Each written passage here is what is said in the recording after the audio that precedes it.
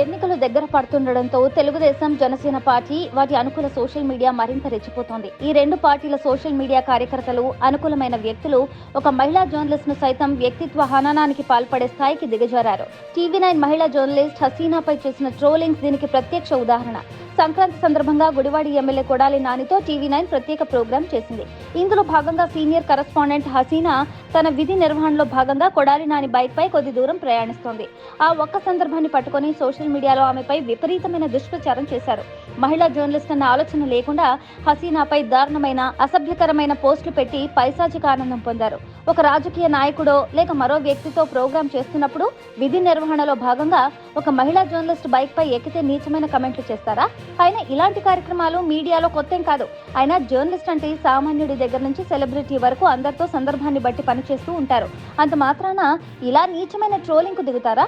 ఒక మహిళా జర్నలిస్ట్ అన్న సంగతి మర్చిపోయి ఆమెపై వ్యక్తిత్వ హననానికి పాల్పడతారా? ప్రోగ్రాంలో భాగంగా అలా చేస్తే దాన్ని కూడా వక్రీకరించి ఆమెను మోరల్ గా దెబ్బతీసేయాలని ప్రయత్నం చేయడం భావ్యమా?